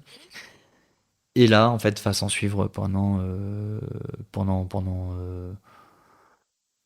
plusieurs mois, en fait, des courriers comme ça qui vont demander des sommes un peu moins importantes que cette somme-là, mais en fait, ça va être toujours de l'ordre de 1 000 €, 1 500 €. Et en fait, ça va monter, jusqu'à ce qu'on arrive à peu près à 15 000 € à se répartir en deux au bout d'un an. Et elle payait quoi, ces sommes? Tu le savais? Est-ce que ça allait payer? Oui, en fait, elle remboursait les dents, typiquement, les soins dentaires. Les frais médicaux. Ouais, les frais médicaux, exactement. Okay. Les soins dentaires, je me rappelle, c'était des sommes ahurissantes, mais aussi les frais de... On remboursait aussi l'incapacité de travail. C'est-à-dire que la Sécu, du coup, ne payait pas pour ces personnes-là qui travaillaient en France. Hein. C'était 3 serveurs. Et en fait, on remboursait leur salaire sur les incapacités de travail. Donc, et leur salaire chargé. Donc ça faisait des sommes qui étaient tout de suite conséquentes. Et quelque part, je me suis dit, heureusement qu'on n'a pas tapé non plus à ce moment-là un avocat. Ouais. quand on y pense. Mais c'est vrai qu'en fait, le système, c'est là que j'ai appris ça aussi. Okay. Et je le partage parce que voilà, mais c'est vrai qu'en fait, il y a une distinction qui est faite en France sur ça. Et je trouve ça aberrant. C'est-à-dire qu'en gros, si on tape quelqu'un qui gagne des sommes folles, on va être moins tenté de le faire parce qu'on va devoir les rembourser potentiellement si on le met en incapacité de travail. Ouais, alors que quelqu'un qui a un SMIC, potentiellement, ça sera moins coûteux. Okay. Et je trouve ça aberrant d'avoir une distinction comme ça. Mais bon, bref, c'était le petit aparté parce qu'à l'époque, ça m'avait marqué. Et donc, on doit rembourser les frais médicaux. Ça dure pendant 1 an, ça arrive jusqu'à 15 000 €. Catastrophe. Et sauf qu'en fait, c'était échelonné. C'est-à-dire qu'à part le 5 000 € qu'on devait payer tout de suite, le reste était échelonné. On pouvait le faire mois par mois sur des plus petites sommes. Et ce qui s'est passé, c'est que j'ai pas eu le choix de faire un crédit étudiant. Que j'ai pas fait parce que j'étais dans des écoles gratuites. J'étais à la fac. Et j'ai dû faire un crédit étudiant qui, en fait, que j'ai gonflé 2 fois, hein, parce qu'au début, j'ai pris 15 000 €. Sauf qu'en fait, ce dont on n'était pas au courant à ce moment-là, c'est que cette somme-là allait continuer à gonfler. Et en fait, pendant les 2 ans qui vont suivre, c'est pour ça que tout à l'heure j'ai parlé de 3 ans, c'est que pendant les 2 ans qui vont suivre, je vais avoir en fait des courriers et surtout des appels. Ça, c'était incessant et ça m'a... Franchement, ça m'a ruiné une partie de ma jeunesse, mais en même temps que j'ai mérité. Enfin, j'avais fait ma bêtise, mais ça me tirait vers le bas à chaque fois que j'essaie de me sortir un peu la tête de l'eau. Et on expliquera un peu comment après on parlera un peu de ce qui s'en est suivi vraiment dans les mois d'après, comment j'ai fait pour sortir un tout petit peu la tête de l'eau. En fait, à chaque fois, il y avait cette main qui me tirait un peu vers le fond, qui était les appels de l'avocat, et qui me disait, bon, mais monsieur Ola, vous devez payer tant, je viens de recevoir un courrier. Je dis, mais et c'était encore des sommes 5 000 euros, vous devez payer 5 000 euros, vous devez payer 10 000 euros. Et en fait, c'est monté comme ça jusqu'à une somme personnelle de 25 000 euros. Donc on a dû rembourser 50 000 euros à deux, avec mon pote. Et voilà, donc 25 000 euros. Et j'ai gonflé 2 fois mon crédit, ce que je disais, donc 15 000, 20 000 et puis 25 000. Heureusement que la banque a été conciliante à l'époque. Mon père a bien aidé en étant garant. Et voilà, quoi. Mais ça a été long, en fait, parce que c'était des moments, en fait, il s'est passé beaucoup de choses dans ma vie suite à ça. J'ai rencontré des personnes, je suis parti de Bordeaux, etc. Mais en fait, il y avait toujours ce dénominateur commun qui me rattrapait, qui était les appels de l'avocat, les courriers de l'avocat, avec des rapports d'expertise qui me remettaient en fait le nez sur ce que j'avais fait, quoi. Qui tout le temps, à chaque fois que j'essayais de fuir un peu la réalité, de me reconstruire. Et ça peut paraître un peu contradictoire de dire que c'est moi qui ai besoin de me reconstruire après ça.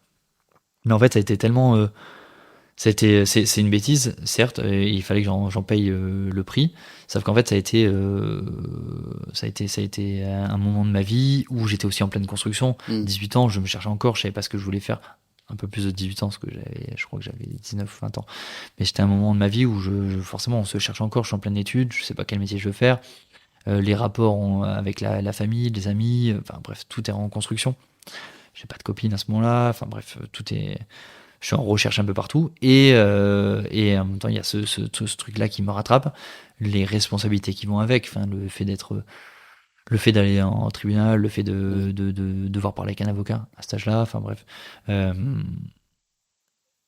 Donc ouais, ça m'a un peu détruit, et ça m'a poursuivi assez longtemps. T'as très rapidement évoqué ce qui s'est passé après. Donc là, tu disais que t'avais du mal à sortir de la tête de l'eau, puisqu'il y avait toujours ces échéances qui te ramenaient à cette réalité. Pour autant, t'as quand même essayé d'avancer et passer à autre chose.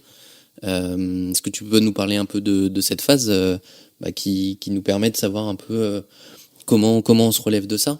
Je reviens juste sur ce que tu disais, parce qu'on en a parlé juste avant de lancer l'enregistrement, oui, t'as le rôle de l'agresseur dans l'histoire. Pour autant, tu es aussi victime de toi-même.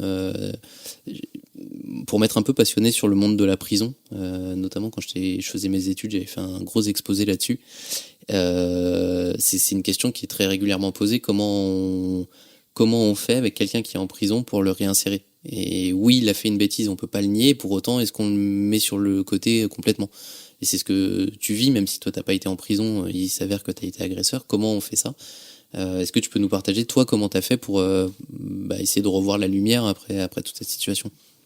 Ouais, complètement, t'as raison. Et c'est vrai que j'avais déjà lu un bouquin, je me rappellerai pas du nom de l'auteur, mais un bouquin de quelqu'un qui était en prison justement, et qui a expliqué comment en fait comment on a un jugement qui est en général assez trivial sur les prisonniers, en les considérant comme des fautifs, et que voilà, à partir du moment où t'es fautif, que t'as commis quelque chose de grave qui t'a conduit en prison, à partir de là t'as pas le droit à une seconde chance. Sauf que lui, il expliquait justement que que malgré toute la bonne volonté, malgré le fait que t'arrives certaines fois à obtenir le pardon des victimes et tout ça, en fait, c'est la personne la plus compliquée à pardonner, c'est soi-même, en fait, la personne avec qui t'es en froid, je pense, le plus longtemps, parce que t'as fait quelque chose d'horrible, c'est toi-même, parce qu'en fait, tous les soirs quand tu te couches, tu penses à ce que t'as fait. Et moi, c'est vrai que ça m'a poursuivi assez longtemps. Au moins pendant, je me rappelle, 3 mois où j'allais vraiment dilettante en cours. Honnêtement, j'étais plus que l'ombre de moi-même. J'avais déjà beaucoup d'argent, je devais beaucoup d'argent pendant ces 3 premiers mois, hein. J'avais parlé de 5 000 euros tout à l'heure, enfin 2500, ce qui était énorme. Et en fait, pendant 3 mois, j'étais que l'ombre de moi-même, c'est-à-dire que je voyais plus mes potes. J'avais rompu, alors je crois que j'avais une copine passagère à ce moment-là. Je crois que j'avais rompu avec elle parce que je me supportais pas. Je pense que j'étais quand même dans mon appartement à Bordeaux. Mais je pense que j'alternais entre la maison, enfin l'appartement de ma mère et là parce que je pouvais pas être tout seul constamment. Je sais vraiment que je voyais plus du tout mes potes pendant 3 mois et donc j'étais un peu tout seul. Et je me rappelle aussi d'un événement marquant, c'est que il y a un jour où je me suis dit, donc c'était en décembre, c'était le 10-15 décembre, avant les grandes vacances, enfin avant les vacances de Noël. On m'a proposé de sortir en boîte. Ce qui était pour moi inconcevable. Je m'étais juré plus jamais en boîte parce que c'est de là d'où venait c'est ça, ça a tout découlé de ça. Plus jamais en boîte. Sauf que là, personne n'a insisté, etc., etc. Je m'étais dit, bon, mais pourquoi pas me redonner une chance. C'est la première fois que je ressors et que je vais faire quelque chose d'autre que de rien faire. Pourquoi pas tenter. Sauf que, évidemment, sans alcool. La boîte raisonnable. Je suis parti en boîte et pour la petite anecdote, en fait, j'étais sorti avec 2 ou 3 copains, enfin une copine et 2 copains. Et l'un de mes potes, qui n'avait pas été aussi raisonnable que moi sur la boisson, et en même temps, je n'en veux pas parce qu'il n'avait pas de raison de l'être, avait provoqué un mec, enfin bref, il s'était pas laissé faire par un mec dans la boîte, qui était beaucoup plus grand que lui. Et en fait, ce mec-là, enfin mon pote, avec qui je sortais beaucoup en feria notamment à l'époque, m'avait vu pas mal de fois me battre. Et en fait, il avait gardé ce réflexe-là. Et ça me fait penser à un truc. Je sais même pas en fait si j'avais dit à mes potes que j'avais été en. En fait, je pense qu'ils savaient pas. Je pense que je l'avais juste dit à un ou deux copains très très proches, mais en fait, le reste, je leur avais pas forcément dit parce que j'avais. Je sais pas si c'est par honte ou parce que je jugeais pas ça important ou je sais pas. Enfin bref, je leur avais pas dit. Et donc lui, typiquement, il était pas au courant. Et c'est pas quelqu'un que je voyais régulièrement, on se voyait surtout pour faire des soirées. Donc si on se voyait pas pendant 1 mois ou 2, bah, c'était pas dramatique, on n'avait pas un vrai lien tous les deux. Tout ça pour dire que donc il se rappelait de moi en tant que bagarreur et il a gardé un peu le réflexe, c'est-à-dire en gros il provoquait un mec plus costaud que lui et comme il avait déjà fait, après il met un peu entre les deux. Sauf que moi évidemment je me suis juré plus jamais de violence. Or Noé, d'une part parce que je veux pas aller en prison, et d'autre part parce que j'ai assez culpabilisé à cause de ça et ça va assez me gâcher ma vie, donc je peux pas me permettre de me rebagarrer. Et en fait, je me fais casser la gueule. C'est-à-dire qu'en gros, à ce moment-là, le mec en face, je lui explique que voilà, moi je me battrai pas quoi qu'il arrive ça. Et en fait, il me met 2 énormes coups de poing, ce qui m'ont valu aujourd'hui d'avoir le nez un peu abîmé, un peu déformé, parce que je pouvais pas répondre quoi, impossible. Et enfin bref, je me rappelle très bien ce moment-là en fait où j'ai pris conscience que ça a été aussi en fait ça m'a aidé dans ma reconstruction, c'est-à-dire qu'en gros, je me suis rendu compte que je pouvais me contrôler. Et la douleur était terrible. La douleur était terrible, surtout qu'il n'y avait pas d'alcool pour atténuer cette fois-ci. Alors que d'habitude, il y avait toujours ça. Et là, il y avait juste la douleur. Mais et en même temps, moi, j'avais une haine viscérale contre lui. Franchement, mais j'avais envie de le tuer quelque part. Mais à côté de ça, je pouvais pas. Clairement, j'en ai. Enfin, je sais pas comment dire. J'arrivais à détacher mes émotions de ce que je voulais vraiment faire. Et à partir de ce moment-là, je me suis dit, bon, c'est bon, je suis tranquille, plus jamais je me battrai. Je suis parti de la boîte et après, après là, j'ai mis 2-3 semaines à m'en remettre. Surtout que je me suis fait incendier par mes parents parce qu'ils pensaient que je m'étais encore battu. Donc forcément, je me suis pris des espèces. Et ils m'ont jamais cru quand j'aurais dit non, j'ai juste pris des coups de poing, je vous jure et tout. Enfin, surtout que j'avais le visage vraiment dans un état un peu catastrophique. Et après ça, en fait, ce qui va beaucoup me faire avancer dans la vie et ce qui va être un moment un peu décisif, ça va être de rencontrer une fille qui en fait était très mature pour notre âge, qui avait déjà vécu des choses assez traumatisantes aussi et qui intellectualisait beaucoup les choses. Et en fait, elle va m'apprendre à faire ça, à beaucoup penser à mes actes et à prendre le temps en fait de pas me juger tout le temps et de comprendre pourquoi on fait telle ou telle chose. Et en fait, ça va beaucoup m'aider pour me reconstruire derrière, comprendre pourquoi j'ai fait ça, faire des liens avec ce qui m'arrivait, avec mes parents, etc., que c'était juste enfin, que c'était juste, non, c'est pas juste, mais c'était un véhicule d'expression que j'ai utilisé à ce moment-là, un moyen d'expression, mais qui en fait ne doit pas m'impacter sur le restant de mes jours et qui veut pas dire que je vais être comme ça tout le restant de mes jours. Et elle me dit aussi, à ce moment-là, parce que je croyais quand même beaucoup de noir, je sais pas ce que je voulais faire de ma vie, forcément j'avais loupé une bonne partie des cours, donc j'allais certainement ne pas réussir l'année. Elle m'a fait comprendre que des solutions qui pouvaient être envisageables et qui pourraient me faire beaucoup de bien, c'était de partir de Bordeaux. Changer d'environnement. Exactement. Ouais. Tout faire un start de zéro.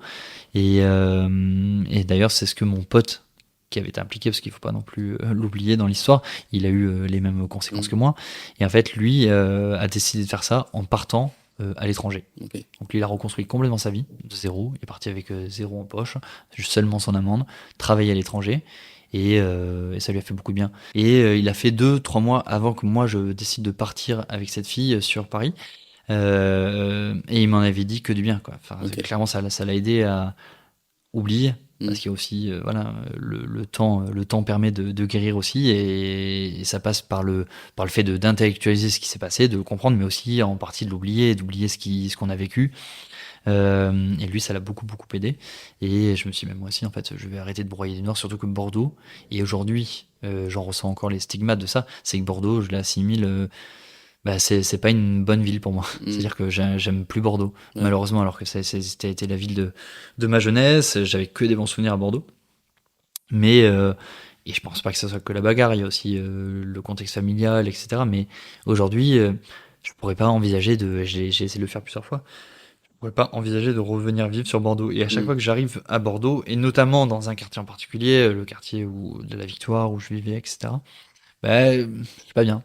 C'est pas un endroit où je me sens à l'aise, et j'ai qu'une hâte, c'est de vite transiter, reprendre mon train à la gare et repartir sur Paris. Ou alors transiter quand je viens d'arriver justement, et partir plutôt voir mes parents ou voir mes potes qui n'habitent pas là. Donc on part à Paris. J'écoute ses recommandations. Moi qui déteste sortir de ma zone de confort, j'écoute ses recommandations.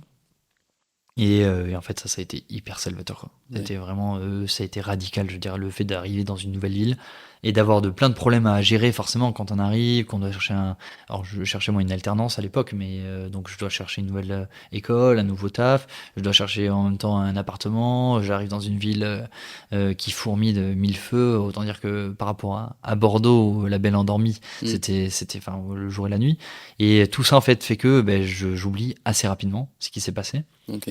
Et c'est bien quelque part, mais a posteriori, on en a déjà parlé ensemble, c'est pas forcément non plus que des avantages, parce que ça fait que j'ai pas non plus ressenti le besoin à ce moment-là de consulter un psy ou de me faire accompagner par quelqu'un d'extérieur. Je me suis fait accompagner que par ma copine du moment, donc c'est une personne avec qui on a une certaine intimité, et sauf que tout justement les bienfaits d'un psy, d'après ce que j'en ai entendu, les discussions qu'on a eues ensemble, c'est justement d'avoir une personne qui soit complètement extérieure à ça et qui te prenne sans jugement. De toute façon, elle ne peut pas te juger parce qu'elle ne te connaît pas. Et en fait, je pense qu'à ce moment-là, et pourtant c'est pas faute de me l'avoir, notamment elle, c'est pas faute de me l'avoir conseillé, mais vraiment beaucoup de fois, parce que j'étais quand même pas non plus tranquille dans le couple. C'est-à-dire qu'en gros, je vivais des moments compliqués, et donc quand il y avait des tensions parce que l'avocat allait m'appeler, parce que je devais de l'argent, parce que j'étais assez violent en fait. J'avais violent, mais alors pas physiquement du tout, mais un peu plus dans le verbal, un peu plus dans les réactions. J'étais assez impulsif, j'étais devenu très jaloux en fait, parce que j'avais plus confiance en moi non plus, il fallait reconstruire tout ça. En fait, je devenais un peu jaloux, possessif, je me faisais beaucoup de mal, et en fait après ça a été c'était même plus douloureux cette période-là, à cause de ça, que à cause de l'argent et des appels de l'avocat. En fait, il y avait une reconstruction vraiment que j'aurais dû faire à ce moment-là, et ça aurait été bien de la faire avec une personne extérieure, ce que je n'ai pas fait, parce que j'ai considéré que partir à Paris, ça a été suffisant, parce que j'ai considéré que trouver en fait un nouveau rythme de vie, et j'en parlais au début du podcast, mais le sport par exemple, le sport, ça a été un exutoire incroyable. Le fait de pouvoir pratiquer des sports de combat, typiquement, j'ai assez vite bifurqué là-dessus. J'avais fait au début du foot, et en fait le foot, c'était sympa, mais ça m'apportait pas non plus tant que ça. Mais en fait, je me suis rapidement mis à faire de la boxe, Et là, la boxe, ça a été incroyable. Je pouvais exprimer un peu l'excès de on va dire l'excès De violence. Alors mais justement, je voulais pas dire violence parce que c'est plutôt l'excès d'énergie, voilà. Ok. L'excès d'énergie, parce qu'en fait, c'est cette énergie-là que j'arrivais plus forcément à canaliser. Et dans des moments où j'étais pas bien, j'avais envie d'être violent. En fait, donc je le faisais plus physiquement, mais je le faisais verbalement. Et je pouvais le faire avec mon entourage, avec ma mère, avec ma copine, avec mes potes. Et je laissais rien passer, quoi. J'étais pas souple. Et en fait, la boxe a été un moyen justement de tout cet excès d'énergie, hop, de le libérer. Et en fait, ça m'a honnêtement, ça a réduit x2, x3 ma violence au quotidien. Donc il y a eu ça, il y a le fait de partir à Paris, le fait de trouver une nouvelle lubie, donc le sport, et globalement ce que je m'étais dit aussi en y repensant quand on avait fait la préparation ensemble, c'est l'entourage, parce que spontanément on n'y pense pas forcément, mais l'entourage ça fait beaucoup de bien, et il s'avère que peut-être que c'est sciemment, peut-être que c'est inconsciemment, mais il s'avère que j'étais bien entouré. J'étais entouré de personnes, alors déjà de son entourage à elle, que j'ai rencontré, qui étaient quand même un peu comme elle. Donc des gens qui étaient posés, qui aimaient discuter, qui aimaient argumenter. J'ai repris contact avec des potes de l'époque que j'avais un peu laissé de côté parce qu'ils sortaient pas beaucoup. Mais en fait, c'était des potes avec qui j'avais des vraies affinités hors sortie, donc soit le sport, soit à l'époque parce que intellectuellement on aimait se challenger alors qu'on était un peu jeune. Enfin, je pense à une personne en particulier. Et en fait, j'ai repris contact avec cette personne-là. Et, hyper naturellement, on est redevenus très très bons potes. Mon pote qui est parti justement à l'étranger, avec qui il y a eu la bagarre, mais ça nous a construit forcément une relation qui est indéfectible aujourd'hui.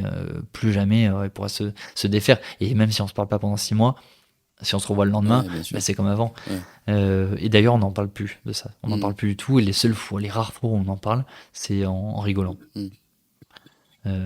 Pour autant, c'est pas non plus de la minimisation, mais c'est juste on en rigole parce qu'on a fait une grosse connerie, parce que personne n'en est mort aussi. Il faut le souligner, hein, c'est que ces personnes-là, on l'a vu au tribunal, la personne la plus amochée, mais elle avait perdu quelques dents, elle a été en incapacité de travailler pendant 40 jours, mais elle n'en est pas morte. Et d'ailleurs, l'avocat nous tenait régulièrement au courant de ce qui se passait, parce qu'on nous posait la question aussi. Donc l'entourage m'a fait beaucoup de bien, le rapport avec mon père qui s'est aussi assaini parce que ça m'a fait grandir beaucoup d'un coup, toute cette charge de responsabilité qui s'est abattue comme sur moi. Et en fait, ça m'a fait grandir, et forcément on pouvait avoir des discussions plus apaisées avec mon père. Lui aussi était divorcé maintenant depuis entre-temps, depuis 1 ou 2 ans, il a eu le temps de processer un peu le divorce. Ce qui fait qu'en fait, tout s'est naturellement rétabli. Et aujourd'hui, en fait, j'ai envie de dire, j'ai construit ma nouvelle vie sur ces bases-là, sans forcément faire de travail supplémentaire. Mais et on en a parlé aussi pendant la préparation. Je sais aujourd'hui que j'ai des biais, que j'ai des réflexes qui sont un peu nocifs pour moi, plutôt pour moi que pour les autres, qui sont nocifs pour moi et qui sont, je pense, directement liés à ça. Et tu peux dire à quoi tu fais référence, notamment quand tu dis ça, parce qu'effectivement on en a parlé en préparation, mais pour que ça parle aux gens. Ouais, bien sûr. Je pense alors notamment d'une part mon caractère encore un peu violent, impulsif, on va dire. C'est-à-dire qu'à tout moment, si jamais il y a quelque chose qui me contrarie, mais beaucoup trop, en fait, je vais réussir à me canaliser. Mais si jamais ça dépasse un certain seuil, je vais exploser beaucoup plus violemment que des personnes normales, quoi. Donc j'exploserai plus tard, mais beaucoup plus violemment. Je l'ai fait il y a pas longtemps, typiquement. C'était pendant les scènes où il y avait les pénuries d'essence un peu partout. Et je me rappelle, on faisait la queue avec ma copine actuelle, qui n'est plus celle de l'époque, celle avec qui je construis ma vie aujourd'hui. On faisait la queue à la station essence, et en fait, tout le monde se passait les uns devant les autres. Je me rappelle qu'il y a un mec qui a voulu s'insérer alors sans aucune légitimité par la droite, et il forçait, jusqu'au point où il a touché notre voiture sur le côté, parce qu'il voulait pas lâcher. Et là, j'ai disjoncté. Moi, j'ai sorti la voiture, et c'était comme les scènes qu'on voit sur YouTube avec des dégénérés qui sortent de leur voiture et qui crient, qui tapent sur les autres, enfin sur les voitures. Et moi, j'ai fait ça quand je sortis la voiture, je tapais dessus, j'ai insulté de tous les noms. À tout moment, j'ai été filmé, et je suis passé sur YouTube en boucle. On va aller checker sur YouTube s'il y a pas une vidéo. Mais voilà, mais toujours est-il que j'ai quand même des axes, enfin des fureurs comme ça. Venir, ouais, exactement, et qui sont pas du tout normales. Du tout normales. J'ai déjà fait. C'est régulièrement dans des situations où je vais être un peu fatigué, irrité, plus il va avoir un dernier truc qui va venir tout chambouler, tout remuer, et là je vais disjoncter. Donc il y a ça, et après ce qui va plus me pénaliser au quotidien, et ça c'est une conséquence directe aussi, ça va être mon rapport à l'argent. Toi qui me connais, c'est vrai que tu m'avais fait déjà la réflexion une fois, et quand je t'avais raconté mon histoire, tu avais fait aussi le lien, tu me l'avais dit. Mais c'est vrai que j'ai un rapport à l'argent particulier, dans le sens où je suis très, très économe. Trop économe. Pour moi et pour les autres. C'est-à-dire que je dépense pas du tout pour me faire plaisir, alors que potentiellement je pourrais. Mais je me fais pas autant de resto que je le voudrais. Je fais attention, dès que je fais une dépense, je regarde mes comptes de manière assidue. Je regarde plusieurs fois par jour mes comptes. J'actualise souvent. Parce qu'en fait, je pense que j'ai cette peur-là ancrée du fait d'avoir à l'époque dû rembourser des sommes mais astronomiques. Des sommes qui sortent en fait de la raison. C'est-à-dire que même aujourd'hui, en étant un actif, si on me demande de payer 25 000 euros, je sais pas comment je fais. Bien sûr, Et bien, à l'époque, sans travail, sans rien, à 20 ans, partir avec un fardeau comme ça, seuls mes potes qui étaient en école de commerce, mais dans des super écoles de commerce, avaient des sommes comme ça à rembourser. Sauf que moi, c'était pas le cas. Et en plus de ça, j'ai fait des écoles derrière, donc j'ai dû rajouter aussi à mon emprunt fait étudiant. Enfin bref, j'ai eu des sommes ultra conséquentes à payer. Et c'est vrai que maintenant que là, en parlant, je repense aussi à une conséquence assez directe de l'époque, c'est que je suis jamais sorti dans des bars. En fait, à cette époque-là, où j'étais en alternance à Paris, j'avais tous mes potes qui sortaient toujours dans des bars, parce que à Bordeaux, c'était plutôt soirée dans les apparts, et ensuite on allait en boîte de nuit. On était plus jeunes aussi. Et en fait, une fois qu'on était à Paris, c'était plutôt des soirées dans des bars, ils allaient au resto, etc. En fait, moi, je suivais personne. En alternance, j'avais un salaire d'un peu plus de 1 000 euros, sauf qu'en fait, tout partait dans le remboursement du crédit. Donc j'ai pas profité autant que ce que j'aurais voulu de ma jeunesse à cette époque-là, ce qui m'a valu peut-être aussi de rater quelques belles rencontres, parce que je sortais pas dans des bars au moment où justement tu arrives dans une nouvelle ville et que tu rencontres quelques personnes grâce à l'école, grâce au boulot, qui te présentent leur cercle justement de potes, et ça m'a fait passer à côté de pas mal de rencontres forcément quand tu t'empêches de sortir parce que tu peux pas te le permettre, ou alors justement tu peux te le permettre, mais tu te dis qu'en fait à tout moment on va te demander une somme en plus à payer, et qu'il faut que tu gardes l'argent de côté. Et ça, aujourd'hui, pour faire le lien avec ce que je disais avant, je pense que c'est un peu ces fantômes là qui font qu'aujourd'hui je fais toujours attention, et que je me dis en fait à tout moment aujourd'hui on peut me demander 25 000 euros. Je caricature un petit peu. Mais voilà, en fait j'ai vu des sommes tellement folles m'être demandées que je me dis on n'est jamais à l'abri. Ouais, c'est une vraie crainte aujourd'hui chez toi. Ouais. Comment tu vois l'avenir du coup maintenant, là où t'en es aujourd'hui dans la vie, et pour le futur, comment tu le vois toi? Alors honnêtement, je pense que je pense que ça va beaucoup mieux, toute cette phase-là. Je l'ai vachement accepté. J'y ai beaucoup repensé. J'en ai parlé avec beaucoup de gens. Là, pour le coup, j'en ai discuté avec beaucoup de gens. Chaque fois, je leur raconte avec beaucoup de philosophie. Donc, c'est plus du tout, ça me hante plus. Il y a seulement les conséquences directes dont on a parlé justement. Et là, typiquement, j'ai passé, et tu le sais, j'ai passé un nouveau step, c'est que j'ai vu pour la première fois de ma vie un psy. Le fait d'en parler avec toi pendant la préparation, donc il y a un mois. Tu m'as réitéré en fait à quel point toi ça t'avait fait beaucoup de bien, le fait d'avoir quelqu'un d'extérieur, et que malgré le fait que t'aies toujours toi discuté assez facilement de ce qui t'est arrivé, que tu savais que ça te ferait beaucoup de bien d'en parler autour de toi, mais ça a jamais eu autant d'impact qu'avec un psy qui forcément c'est un métier, ils sont spécialement formés pour. C'est vrai que du coup ça m'a fait réfléchir, et je pense que le fait d'en avoir parlé avec toi aussi, d'avoir retracé rapidement lors de la préparation ce qui m'est arrivé, je remettais quand même une chronologie, je remettais des termes sur une histoire que j'avais juste en fait vaguement en tête, parce que j'y repense pas tous les jours aujourd'hui, il y a aucun intérêt.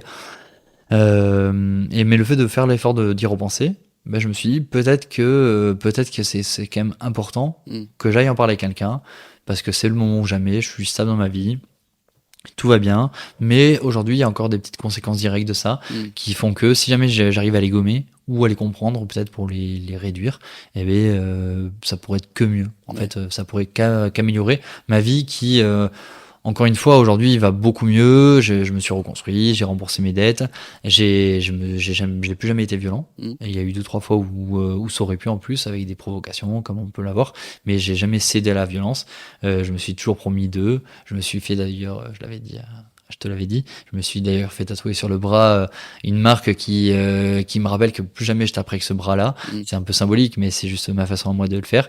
Et par contre, j'ai toujours continué à côté de ça les sports de combat, parce que c'est vraiment... Je pense pas que si je les enlève de ma vie, je repartirai dans des excès de violence fous, mais juste ça me permet de garder comme ça un exutoire, de garder quelque chose qui m'a fait du bien à l'époque, et aujourd'hui j'ai pas de raison de m'en priver. Ok. Écoute, merci beaucoup pour ce long partage. C'était hyper intéressant et je suis vraiment content qu'on ait eu cette discussion. Je le dis sur l'épisode, mais je te l'ai dit en off aussi. Moi, je trouve que déjà, je trouve ça courageux de partager cette histoire, parce que je suis quasiment sûr que des gens vont l'écouter en se disant on va pas le plaindre, c'est lui qui a déconné. Donc, ces gens-là, je pense que venez pas trop me parler, parce que je pense qu'on aura du mal à s'entendre. Moi, je pense que c'est courageux parce que c'est vite fait de faire une bêtise. Il y a un truc qui m'a vraiment marqué. J'ai pas rebondi dessus quand tu l'as mentionné tout à l'heure, mais t'as parlé de l'entourage.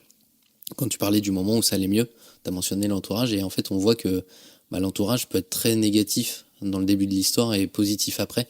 Et je pense que c'est un message que moi j'aimerais bien passer, c'est que faites attention à votre entourage quand vous voulez aller bien ou quand vous êtes dans une mauvaise passe, puisque il va beaucoup conditionner ce que vous allez faire. Et tu l'as témoigné des deux côtés, et donc ça, merci en tout cas pour tout ce partage. Merci à toi Thibaut, surtout de m'avoir invité sur le plateau, de partager mon expérience qui est un petit peu différente des autres. Et c'est vrai que je me sentais pas, comme je l'avais dit au début, forcément légitime pour en parler, parce que je prenais j'avais un peu la posture, comme tu l'as dit, différente. J'ai pas subi moi quelque chose, mais j'ai plutôt fait subir à quelqu'un quelque chose, mais qui a eu des répercussions directes sur ma vie.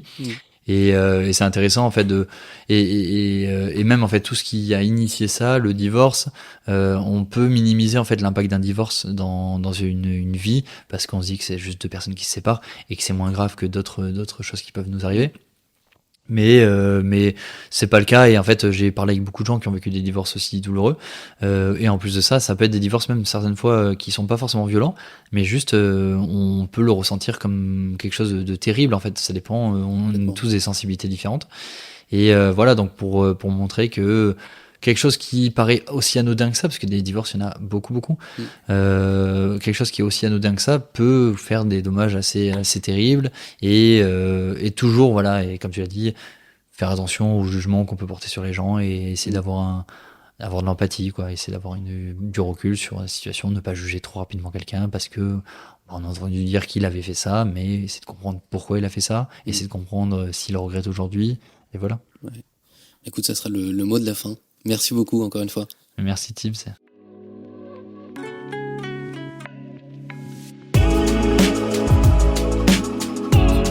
Merci d'avoir écouté cet épisode d'Histoire Kintsugi en entier. Si la discussion vous a plu, inscrivez-vous pour ne pas rater les prochaines histoires, partagez-la à 3 personnes autour de vous, et mettez une note de 5 étoiles avec un commentaire pour m'aider à faire connaître ce podcast. Et puis si vous connaissez quelqu'un qui pourrait partager son histoire, vous pouvez m'écrire sur le compte Instagram du podcast, histoire_kintsugi, ou par mail à l'adresse thibaut@histoire-kintsugi.fr. Merci pour votre écoute, on se retrouve dans 2 semaines pour une nouvelle histoire.